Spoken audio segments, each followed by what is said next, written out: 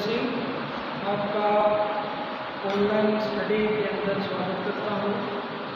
अपने online classes जो चल रही थी, कल अपने इसके अंदर जो शिक्षण विषय है रसायन विज्ञान, उसके अंदर टॉपिक जो है डिस्कस किया था रसायन विज्ञान की प्रयोगशाला। तो रसायन विज्ञान की प्रयोगशाला के ऊपर अपने कुछ पॉइंट जो है डिस्कस कर लिए थे पीछे वाले वीडियो के अंदर, तो कुछ पॉइंट अपने इसमें रह गए थे।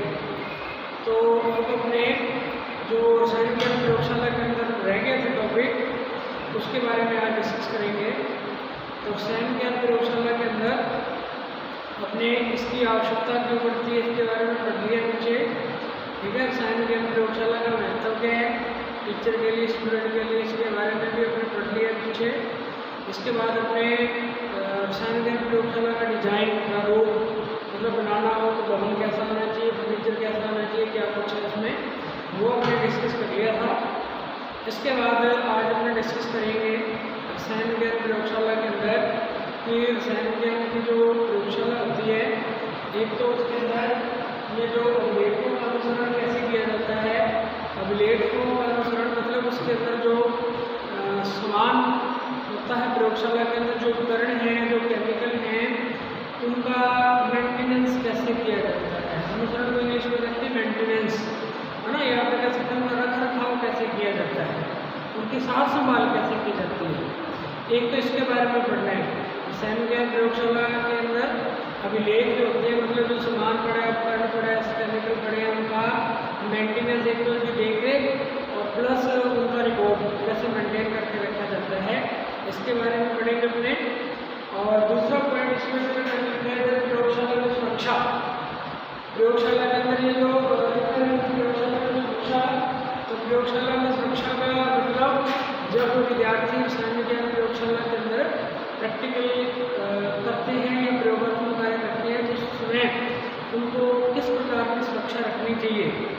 अगर कोई प्रॉब्लम क्रिएट हो जाती है प्रयोग करते समय, तो उस प्रॉब्लम क्रिएट होने के समय उनको अपनी सुरक्षा कैसे करनी है, अपने सहपाठियों की सुरक्षा कैसे करनी है, कौन से केमिकल से कैसे सुरक्षा की जा सकती है, मतलब कौन सी समस्या आ जाए तो उसका क्या सोल्यूशन है, उससे कैसे बचा जा सकता है। तो उसमें अपन ये चीज़ें पढ़ेंगे, ठीक है। पहले अपने शुरू करते हैं रसायन विज्ञान प्रयोगशाला में अभिलेखों का अनुसरण। तो रसायन विज्ञान जो प्रयोगशाला होती है, इसके अंदर जो जितना भी उपकरण पड़े हैं, केमिकल पड़ा है या सामान पड़ा है, उसका जब अपने मेंटेनेंस की बात करते हैं तो उसके अंदर अपने को उसका रिकॉर्ड जो है वो भी देखते हैं। तो उसके लिए मैंने ये 4 पॉइंट लिखे। पहले लिखा स्टॉक रजिस्टर होता है। प्रयोगशाला के अंदर जो लैब असिस्टेंट है वो इसको तैयार करता है। स्टॉक रजिस्टर होता है। फिर सेकंड नंबर पर लिखा खरीदे गए सामान का रजिस्टर होता है। फिर निर्गम रजिस्टर होता है और आवश्यकता का रजिस्टर होता है। ये 4 प्रकार के जो रजिस्टर हैं, ये प्रयोगशाला के अंदर जो है होते हैं, और इनके द्वारा जो है प्रयोगशाला का जो रिकॉर्ड है, जो सामान है, उसका जो है मेंटेनेंस होता है, उसका अनुसरण होता है, या उसका जो है अपने कह सकते हैं साफ संभाल करके इसकी रखी जाती है। अब सबसे पहले अगर बात करते हैं स्टॉक रजिस्टर, नाम से पता चल रहा है स्टॉक रजिस्टर का मतलब ये हुआ कि प्रयोगशाला के अंदर जो भी सामान अपने पास स्टॉक में पड़ा है, ठीक है, चाहे वो केमिकल है, उपकरण है, फर्नीचर भी हो सकता है, तो वो एक स्टॉक रजिस्टर होता है प्रयोगशाला के अंदर, उसके अंदर उसका लेखा जोखा रखा जाता है। अब जो स्टॉक रजिस्टर है, स्टॉक रजिस्टर जो है ये भी 3 प्रकार के हो सकते हैं। तो जो स्टॉक रजिस्टर होगा वो 3 प्रकार के होंगे। स्टॉक रजिस्टर ये अपने में उनको भी 3 भागों में डिवाइड कर सकते हैं। तो स्टॉक रजिस्टर में जो पहला प्रकार रजिस्टर का होता है, वो में रखेंगे नेट टूटने वाली वस्तुओं का रजिस्टर।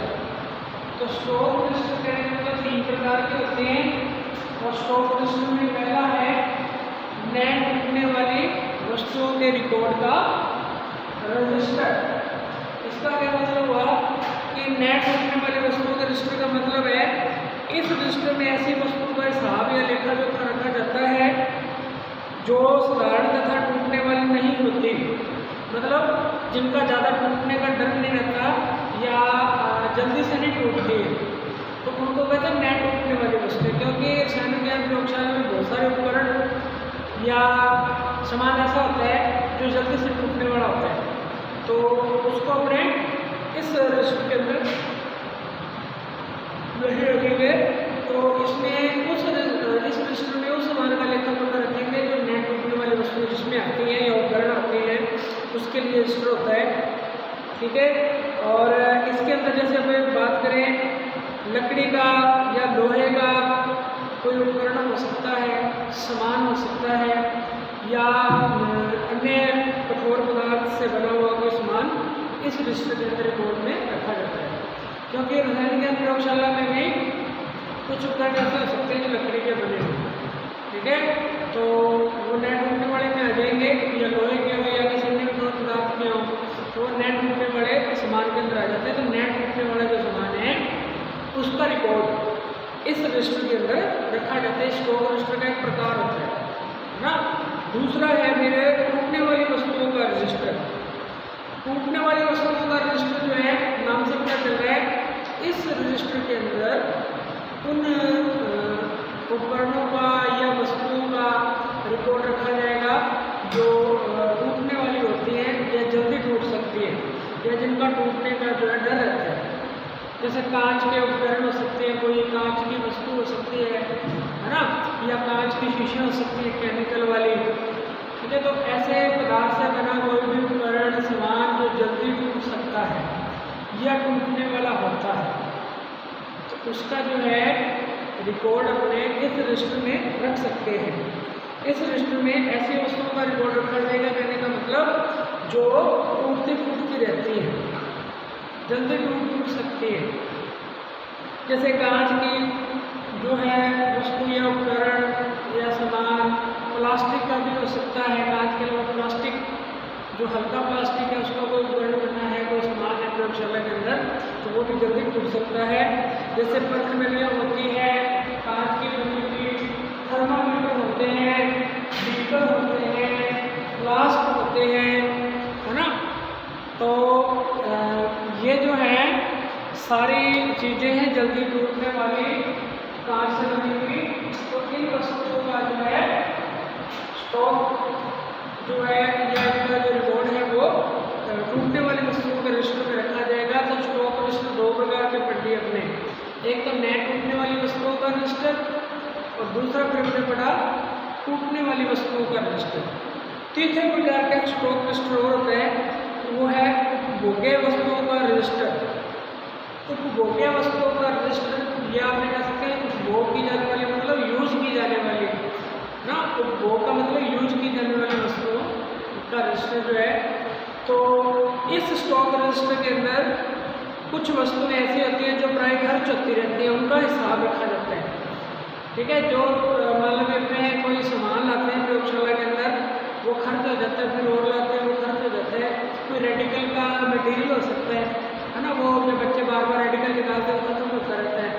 ठीक है, तो कहने का मतलब ऐसी वस्तुएं जो बार बार खर्च होते रहते हैं प्रयोगशाला के अंदर, बार बार जिनको लाना पड़ता है, जिनका अपने बार बार उपयोग करते हैं प्रयोगशाला में। कुछ क्योंकि कुछ सामान या कुछ उपकरण ऐसे होते हैं प्रयोगशाला में जिनका साल के अंदर एक दो बार यूज किया जाता है, या एक दो बार इनका उपयोग करना होता है, और कुछ चीज़ें ऐसी भी होती हैं जिनका बार बार उपयोग किया जाता है, कई प्रैक्टिकलों में काम आ जाती है।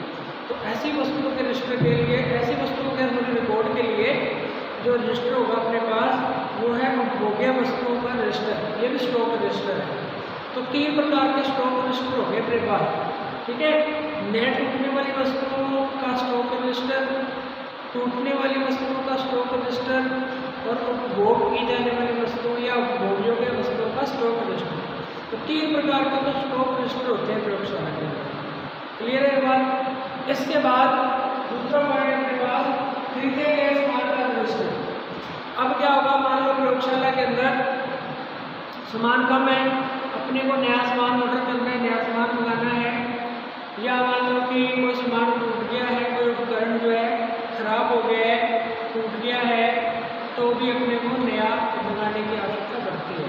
तो जब भी अपने को नया सामान, नया उपकरण, नया पदार्थ प्रयोगशाला के अंदर मंगाते हैं, तो उसका फिर जो स्टॉक रजिस्टर की तरह इसमें रिकॉर्ड रखा जाएगा। जैसे जो पड़ा था सामान पहले से, उसका तो स्टॉक रजिस्टर में रिकॉर्ड रखना है, और जो अपने नया मंगाना है, देखो ना खरीदे गए सामान का जो नया सामान खरीदा है प्रयोगशाला के अंदर, उसका रिकॉर्ड जो है इस रजिस्टर के अंदर रखा जाएगा कि मान लो विवरण पूरा इसमें दिया जाएगा।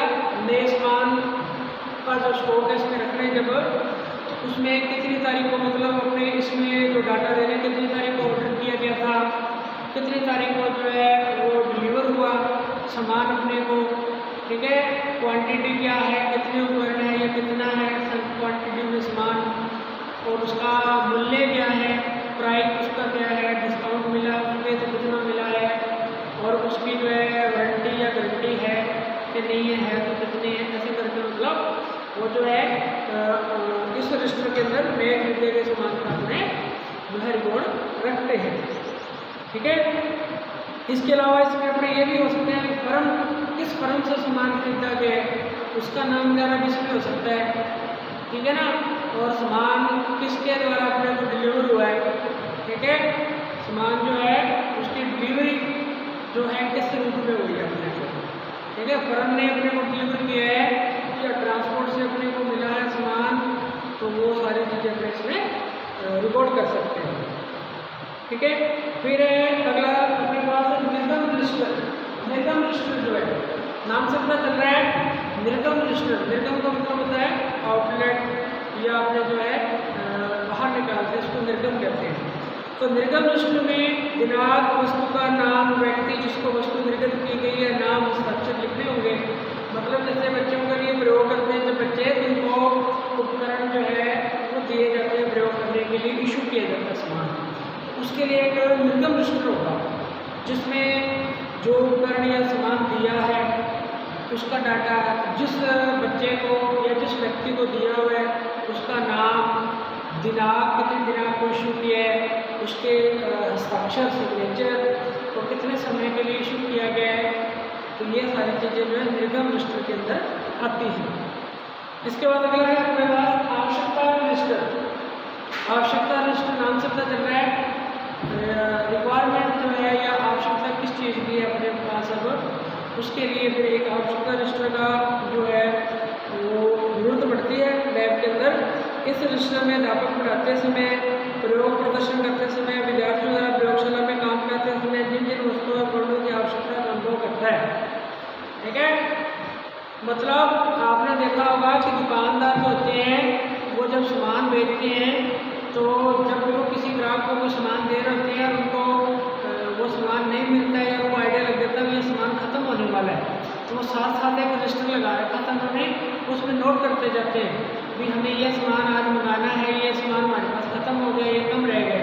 मेडिकल स्टोर वाले कैसे करते हैं, जो भी टेबलेट वगैरह, कैप्सूल वगैरह या दवाई वगैरह बेचते हैं तो जब भी वो खत्म होने वाली होती है उनको आइडिया लग जाता है तो उसको नोट करते जाते हैं, डेली के डेली रिपोर्ट के अंदर नोट करते हैं कि किस किस सामान की आवश्यकता है। ऐसे ही जो टीचर है वो भी क्या करते हैं, प्रयोग करवाते समय बच्चों को या प्रयोगशाला के अंदर जब बच्चे कार्य कर रहे होते हैं उस समय जिस जिस चीज़ का अनुभव करता है या टीचर को ये लगता है कि ये चीज़ की रिक्वायरमेंट है, ये उपकरण की जरूरत है, या हो सकता है बच्चे बढ़ गए हो कक्ष में और उपकरण कम बढ़ रहे हो, तो भी टीचर को अगर आवश्यकता लगती है कि उपकरण और बनाने हैं, केमिकल और बनाने हैं, तो टीचर जो है आवश्यकता रजिस्टर के अंदर उसको दर्ज कर लेता है और फिर उसको ऑर्डर कर दिया जाता है कि ये उपकरण या सामान अपने को मंगाना है। तो ये रजिस्टर होता है आवश्यकता रजिस्टर। तो कुल मिला के ये 4 प्रकार के जो रजिस्टर हैं प्रयोगशाला के प्रयोगों का मुद्रण या मेंटेनेंस करने के लिए यूज किए जाते हैं। तो इनको आपने ध्यान रखना है। स्टॉक रजिस्टर, स्टॉक रजिस्टर में आपको मैंने बता दिया कि ये 3 प्रकार के थे, नए डूबने वाली वस्तुओं का, डूबने वाली वस्तुओं का 2 प्रकार के तो ये थे, एक में डूबने वाली वस्तु थी जो टूट सकती है, दूसरे में जो नहीं टूट सकती है या जो नहीं टूटी जा जल्दी से नहीं टूटती है। तीसरा उपभोग्य रजिस्टर, उपभोग्य मतलब उपभोग करने वाला जिनका बार बार उपयोग करते हैं, खत्म हो जाती है बार बार जिन चीज़ों का अपने उपयोग करते हैं प्रयोगशाला में। दूसरा था हमारे पास खरीदे गए सामान का रजिस्टर, जो सामान खरीदा गया उसमें बहुत सारा डाटा आपको बता दिया मैंने। निर्गम रजिस्टर जो सामान इशू किया जाता है उसके लिए। और आफ्टर स्टडी जो नया सामान मंगाना है, जो ऑर्डर करना है उसके लिए। तो ये था अपना पॉइंट प्रयोगशाला के अंदर अभिलेखों का अनुसरण। ठीक है, ये पॉइंट यहाँ पे इतना कंप्लीट है अपना। अब अपने देखते हैं दूसरा पॉइंट है जो अपना प्रयोगशाला में सुरक्षा। प्रयोगशाला में सुरक्षा का मतलब ये है कि जब विद्यार्थी प्रयोगशाला के अंदर प्रयोग करेंगे, परफॉर्म करेंगे, कार्य करेंगे, तो उस दौरान कई बार कुछ प्रॉब्लम क्रिएट हो सकती है, या प्रयोग करते समय जो है बच्चों से कोई गलती होने से किसी प्रकार का जो कोई हादसा या दुर्घटना होने की संभावना रहती है। अगर कोई ऐसी स्थिति उत्पन्न होती है, कोई प्रयोगशाला के अंदर कोई समस्या पैदा होती है या कोई दुर्घटना घटित होती है, तो फिर उस समय बच्चों को अपनी सुरक्षा कैसे करनी है, दूसरों के साथ वाले बच्चों की सुरक्षा कैसे करनी है, तो उसके बारे में अपने को डिस्कस करना है कि प्रयोगशाला के अंदर सुरक्षा, रसायन ज्ञान प्रयोगशाला के अंदर सुरक्षा बच्चों ने अपनी कैसे करनी है और साथ वाले बच्चों की कैसे करनी है। इसके कुछ पॉइंट है, अपने एक एक करके डिस्कस कर लेते हैं। सबसे पहला पॉइंट है इसके अंदर अमल से जलने पर। अमल या एसिड जो होता है ये आपको पता है कि खतरनाक होता है, तेजाब ही होता है एक प्रकार का। तो अमल या एसिड जब कभी अपनी त्वचा में गिर जाता है तो अपनी त्वचा को ये एसिड जो जला देता है, खतरनाक है। कपड़ों में गिर जाए तो कपड़े खराब कर देते हैं, जला देते हैं। तो अमल से सुरक्षा कैसे करनी चाहिए या कैसे की जाती है, इसका बच्चों को ज्ञान होना चाहिए। प्रयोगशाला के अंदर, रसायन ज्ञान प्रयोगशाला में आपको पता है अमल मुख्यतः यूज होते हैं एसिड जो है। तो अगर अमल से जल जाए त्वचा या अमल गिर जाए, कहने का मतलब त्वचा पर, तो जलने पर फफोलों को फोड़ना नहीं चाहिए। फफोले मतलब छाले से बन जाते हैं छोटे छोटे, एक तो इनको तोड़ना नहीं चाहिए, है ना, उनको दबाना नहीं चाहिए, उनको तोड़ना नहीं चाहिए, ये चीज़ विशेष ध्यान रखनी है। और पानी से उनको धोना है।